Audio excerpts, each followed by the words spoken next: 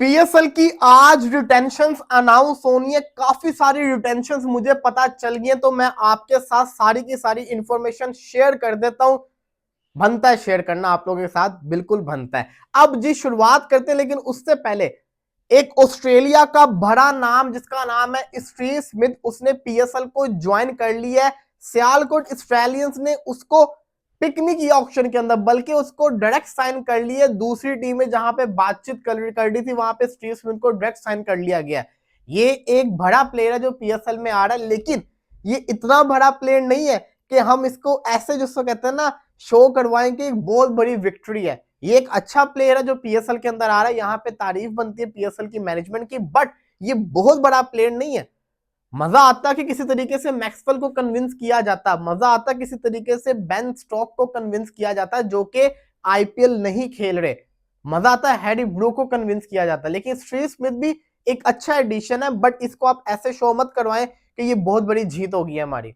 हमने पिछले साल केन विलियमसन को भी तो खिलाया था, वो भी तो आया था, डैरल मिचेल्स भी तो आया था, तो वो भी तो प्लेयर्स आए हुए हैं। तो इतना जिसको कहते हैं ना इसकी हाइप क्रिएट मत करें। ये एक अच्छा प्लेयर है जो कि पीएसएल के अंदर आ गए। मुबारकबाद हो कामिल खान को, ऑस्ट्रेलियंस को, एक अच्छा उन्होंने एडिशन किया है। दूसरी तरफ हैदराबाद की जो टीम है वो क्या करने जा रही है। हैदराबाद की टीम ने ये अनाउंस कर दिया है कि वो किसी भी खिलाड़ी को रिटेन नहीं करेंगे, मतलब कि जो होगा ना ऑक्शन से पहले 4-4 खिलाड़ियों को रखना है, वो कह रहे हैं किसी को नहीं रखेंगे। वो फुल अपने बजट के साथ ऑक्शन के अंदर जाएंगे। आप समझ रहे हो मेरी बात।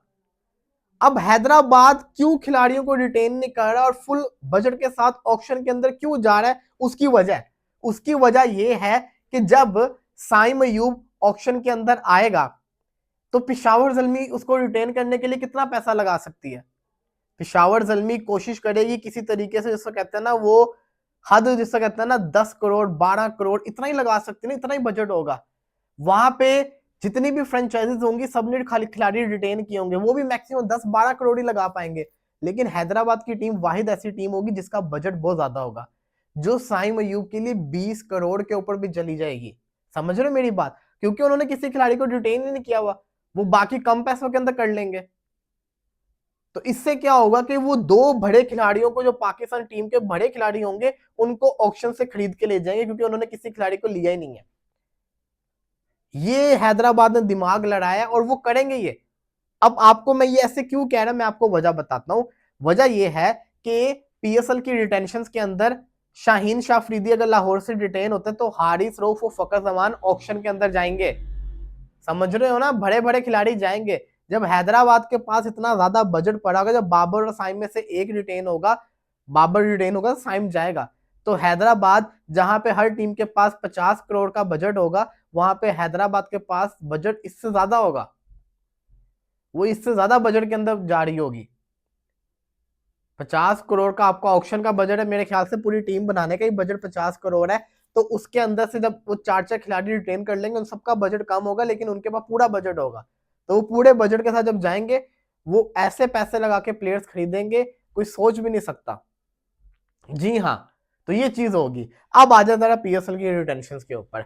लाहौर कलंदर की पीएसएल की रिटेंशन सुन लीजिए, समीन राणा ने कह दिया, बिल्कुल विजिबल है, कोई जिसको कहता है ना हिंट देने की जरूरत नहीं। लाहौर कलंदर की रिटेंशन विजिबल है। इसका मतलब यह है कि प्लेटिनम के अंदर शाहीन शाह अफरीदी रिटेन हो रहे हैं, क्योंकि वो कप्तान भी हैं और वो लाहौर की जान है। एक उनकी रिटेंशन ये होगी।